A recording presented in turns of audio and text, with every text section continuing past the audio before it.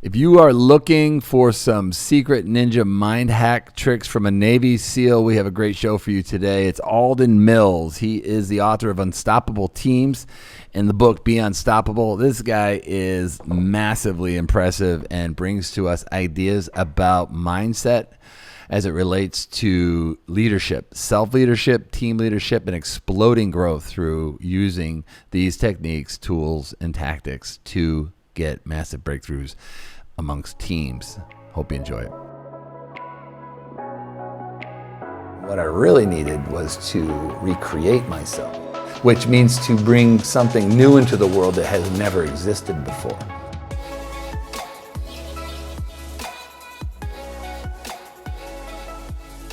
Hey everyone, today we have Alden Mills. He is the author of Unstoppable Teams, 4 Essential Actions of High Performance Leadership. He's also the author of Be Unstoppable, and he is a Fortune 500 speaker, United States Naval Academy graduate, former Navy SEAL, and powerhouse entrepreneur. So I wanted to welcome you to the show, Alden. It's an honor to be here. Thank you for having me, Terrance. It's an honor to have you here, and thank you for your service. And what I want to do today is just walk through the 3 types of leadership that you have in the Unstoppable Teams and learn a little bit about connecting the dots. You and I are both Massachusetts boys. You grew up in Southbridge, Massachusetts, and then went on to Kent School and off to the academy. But I'd love to hear a little bit of backstory, because everybody always asks, like, tell us, how you became, how you grew up and how you brought yourself through your military service and onto the business world. Happy to.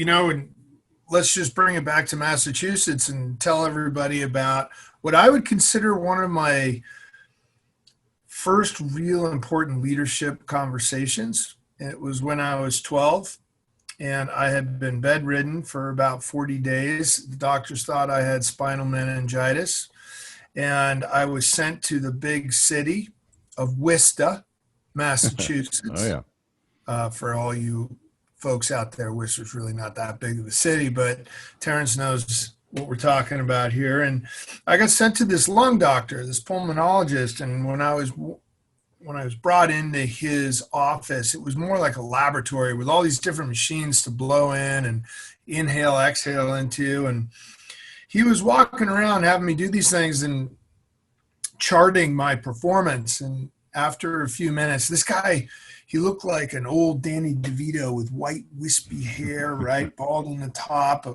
thick Coke bottle glasses, and a nasally Boston accent. And he says, I see what the problem is here, Mrs. Mills.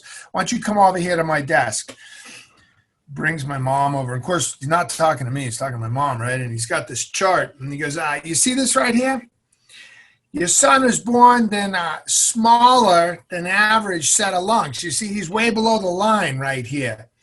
And then he flips the chart over and he says, and you see this line? This is an airway line. He's way below over here. That's because he's got asthma. You see, he's got smaller than normal lungs, and he's asthmatic.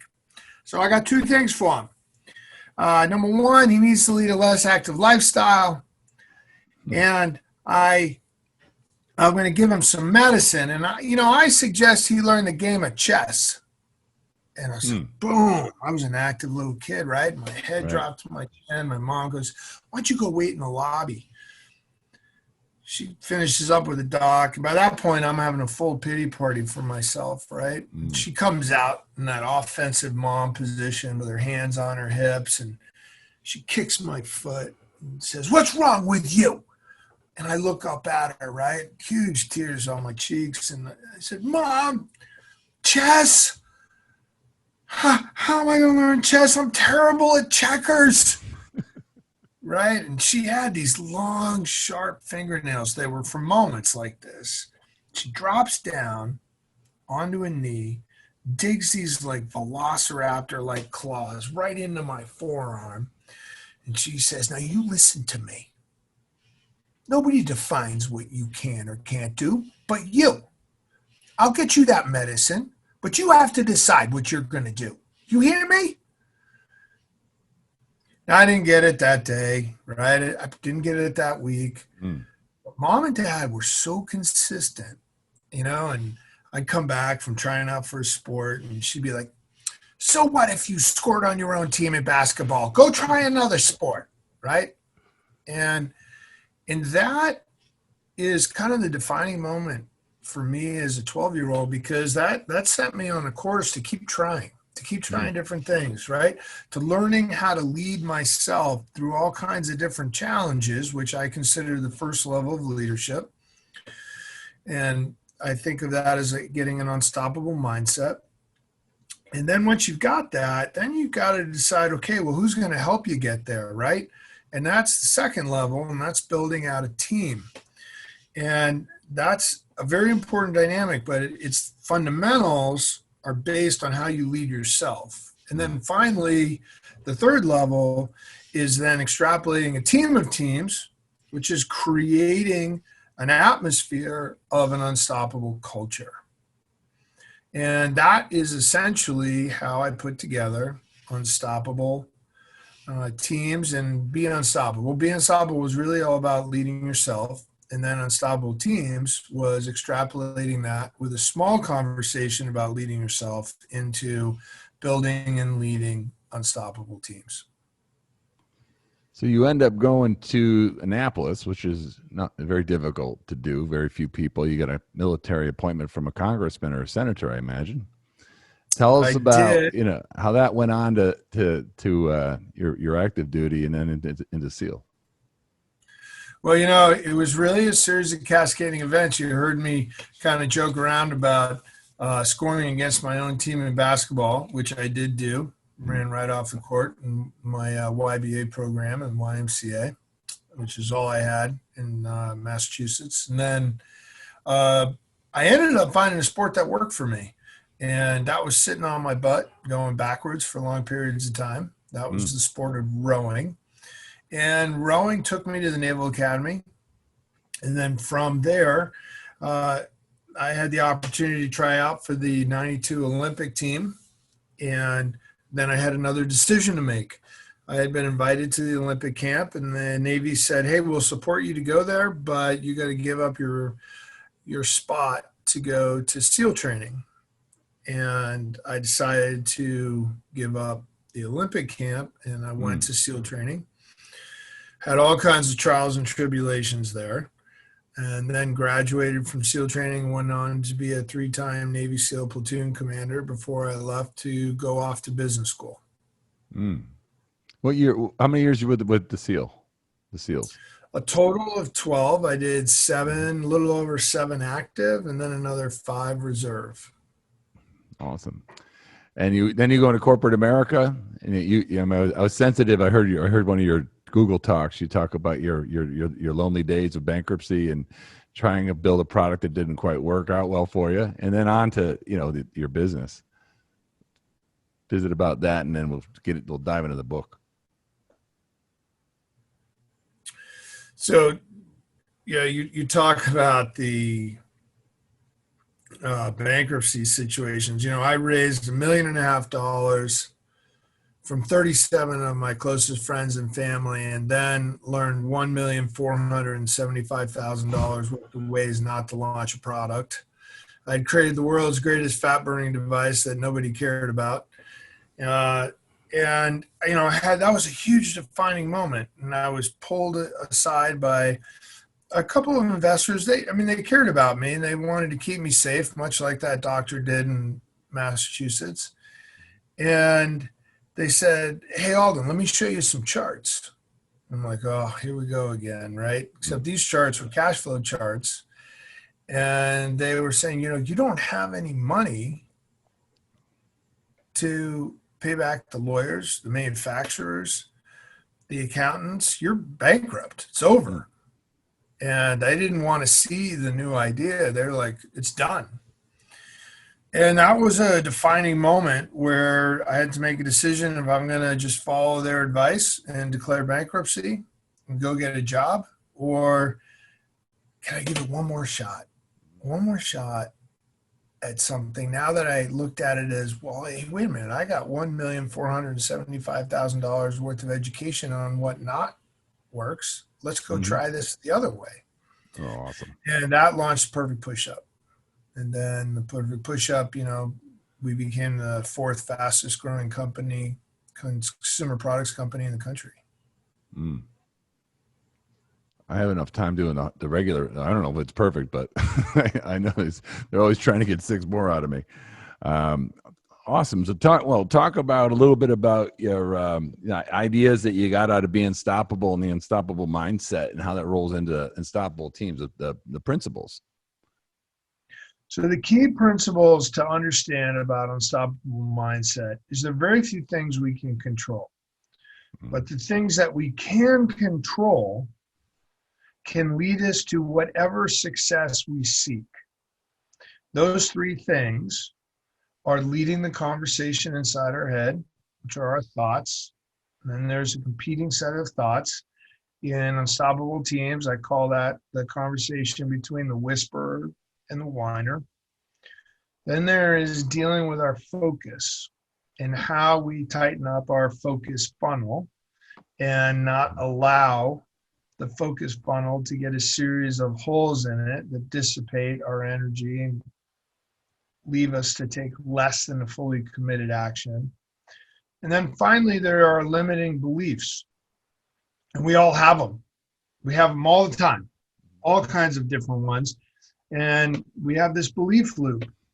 And it's up to us to decide which ones we're going to pick to be limiting and which ones we're going to pick to help us push forward. And those 3 things I call the mindset map. They're all entangled. They all play upon each other. And how you start to navigate the mindset map is how you can help make a difference in your day-to-day striving for success. You see a lot of leaders that are in the lead, but they don't necessarily have they don't live it. They're not managing themselves. I mean, you see people that are put in charge. What makes the great leader versus the many that try, based upon what you've learned over your lifetime? That's a great question. There are a handful of things that I would say make a great leader. The number, and I'm just going to list off a series of them. Mm-hmm. One is being authentic. Authentic is there a connection between your head and your heart. You're in alignment together, and people know who you are at any given time. There's no facade. You are who you are, whether you're an introvert, extrovert, or anything in between. But being authentic is really important because you need authenticity along with vulnerability, transparency, all those things. Mm-hmm. Those come to helping you build trust.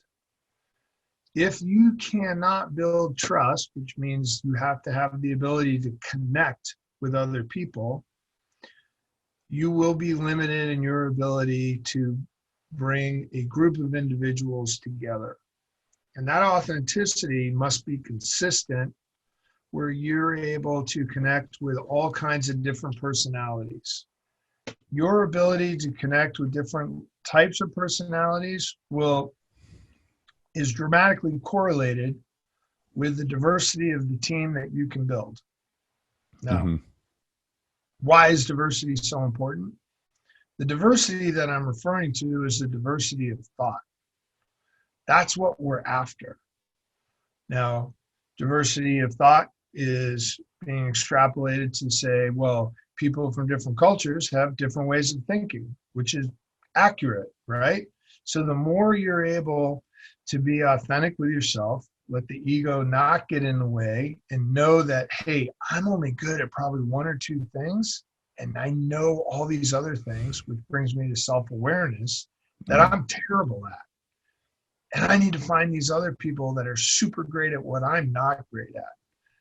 And that self-awareness then drives you to self-assessment. And if you're a leader that continually self-assess, what did I do well there? What did I do poorly there? How can I continually improve? And brings you to continual learning.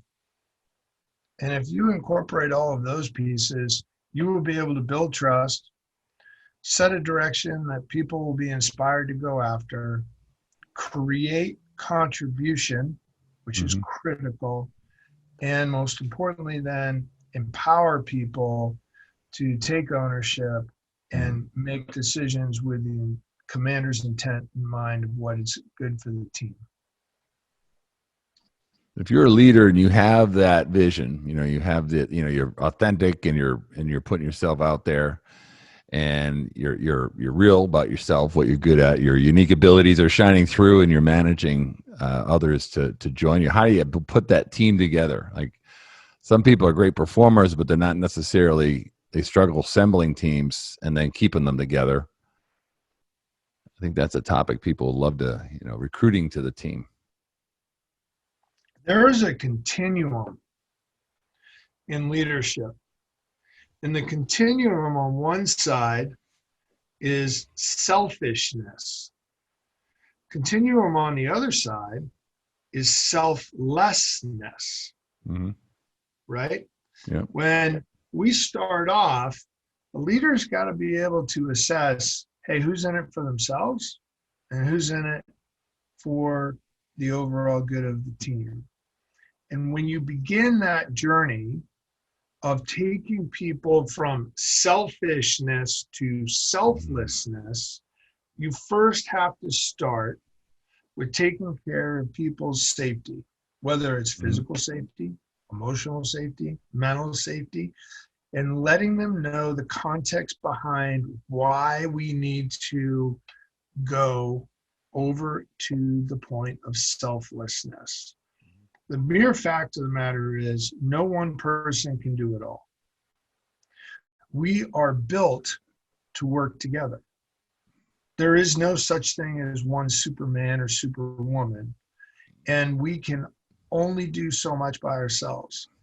But if you are stringing together a vision that says, look what we could do together and the positive impact it will make with others through service, then we can move that continuum to a point where everybody is working selflessly together. But that requires understanding the context behind why is it worth it to work so hard? And what is the kind of progress that we can make, and how can we track that?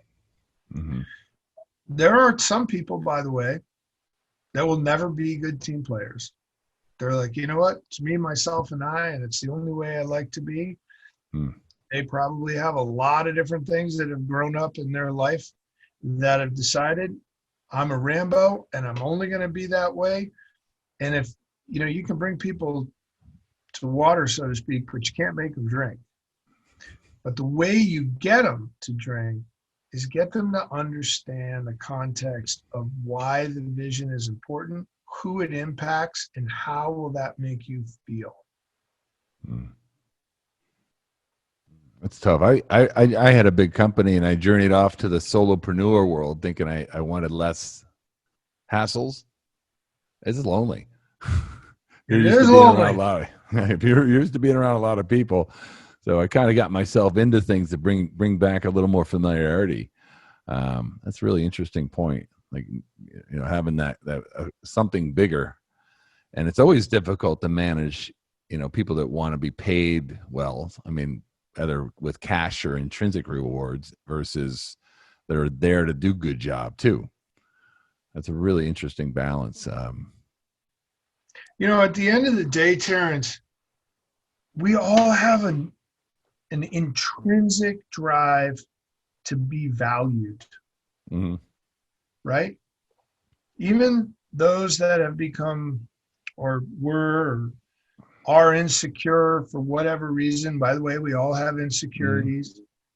We all have these battles with our ego. We all fight fear. We all deal with doubt. These are all normal human things. There are weaknesses. There are chinks in the armor. And the more that the leader can essentially strip away his or her armor to say, look, I have all these issues too, but I know together, if we link arms, we can do something that will bring incredible value to others and to ourselves. And when you can get people aligned to understand the value that they bring to others and how great it makes them feel because they were a part of that, then you've got something greater than a group. Now we're getting into a team. Yeah. When nobody's caring about who gets the credit because they know everybody's back is being taken care of and they're only looking forward. That's the big challenge, is that when you have a bunch of folks that originally join a team, the first question they all ask themselves, what's in it for me? What about me? And the leader's got to be the one that says very consistently and proves it with action, hey, I've got your back. I'm going to take care of those things that are important to you safety-wise, right? Mm-hmm. You create the structure of consistency, like I got your back financially, or I got your back from a health perspective, whatever those issues are. Then you can move them to the continuum of serving others, because now they're looking forward. They're not worried about their own backs. That's the leader's job. I'm worrying about your backs so you guys can stay front side focused on what we need to get done. Tell me a little bit. It's one of my favorite topics. I heard a general explain this concept at a Jay Abraham seminar. You probably know Jay from your travels as a speaker. And he talks about force multiplier, the concept of a force multiplier. And I think you call it your 10X at the very end of the book, the last chapter. I think it's about implementing your, taking that team out for a ride. Tell me about that concept. That's probably, when 1 and 1 equals 11, let I say, it's like, how do you make that breakthrough, that breakaway? So the force multiplying effect first means you've moved the continuum from being selfish, right? Mm-hmm. If somebody is only worried about their own backs, they're really just going to put out enough effort to take care of themselves. That is not a force multiplying effect. The force multiplying effect comes into account when everybody is focused on serving a greater good, a greater mission, a vision, whatever that is, right? That's part one. But where the force multiplying effect gets ignited or activated is when people realize that the team they're on is only as good as 4 different constituents that support the team.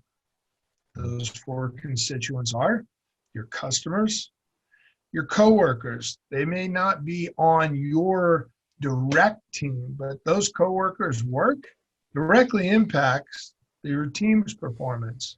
Mm-hmm. Your contributors, in the world of fitness products and manufacturing overseas, my contributors are my manufacturers, my sales reps, different vendors and shipping and supplying, right?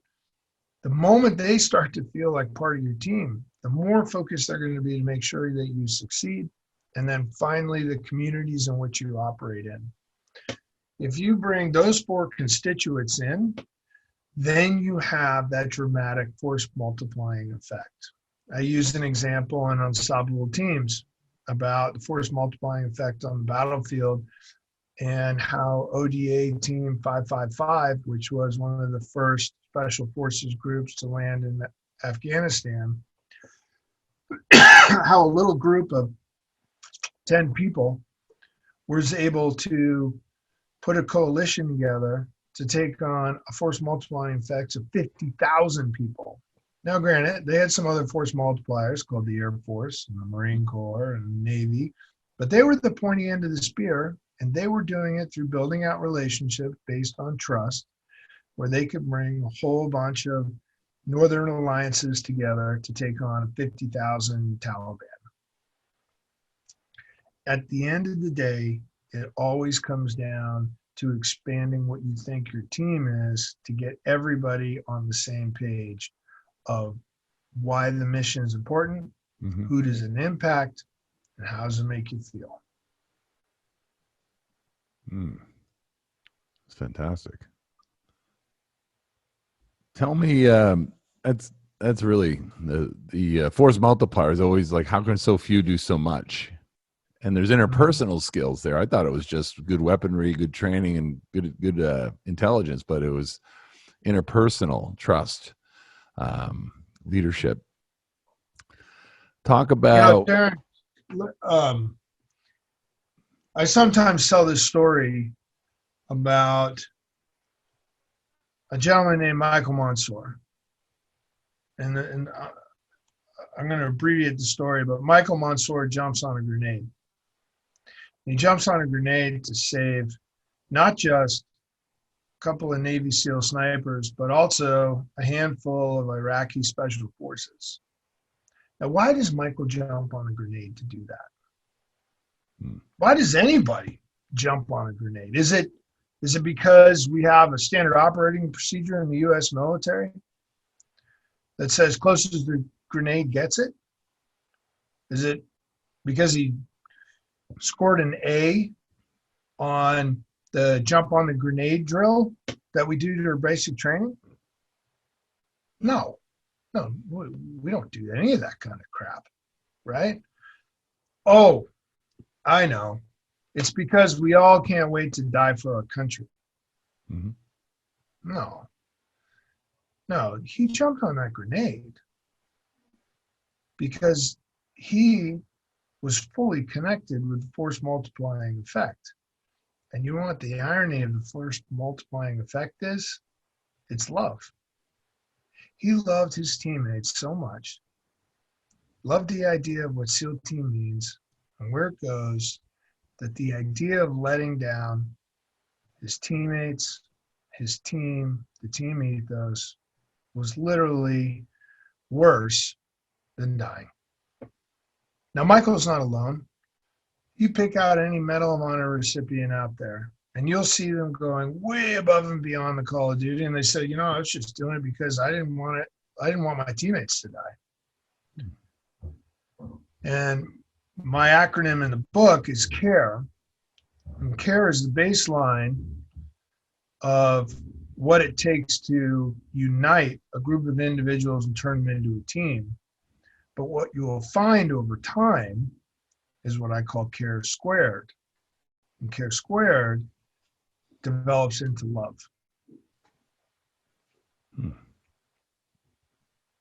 That's powerful. It's funny how, not funny, but it's unusual when you see someone like that acting out of love. Wow. Change gears for a second. Tell me a little bit about your hardest day, PS and post S. Since before you left the SEALs and since. What's your hardest day? First one is while you're at SEALs or before.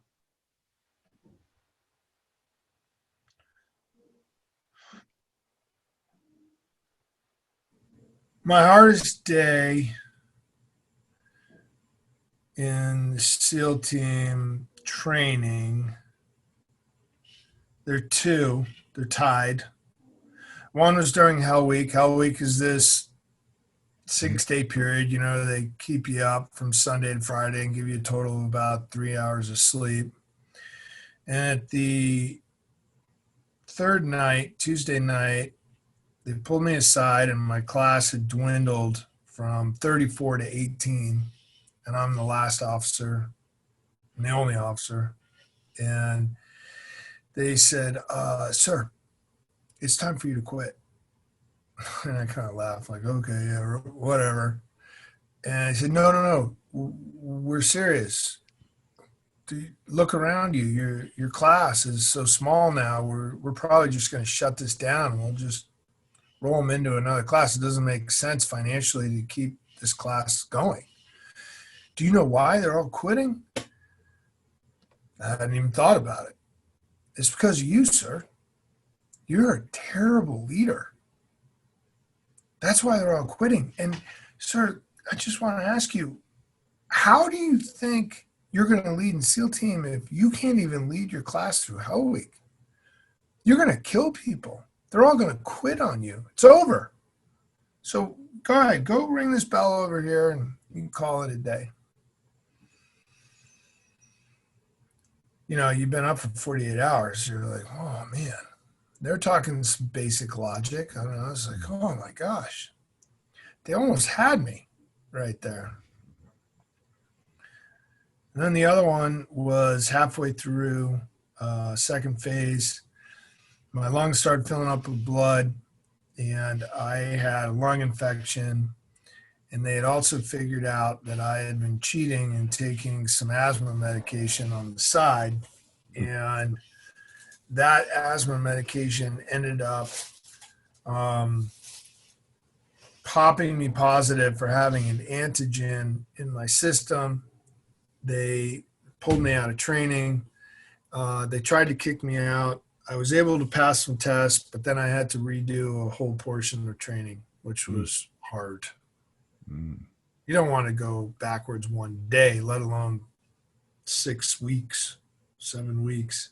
And then the hardest thing after SEALs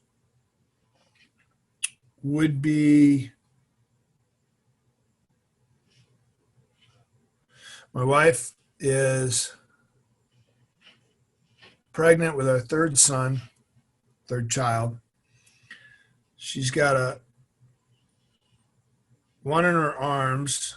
They're all 2 years apart. So she got like a 1-year-old and a 3-year-old. And we've run out of money. She is tears in her eyes.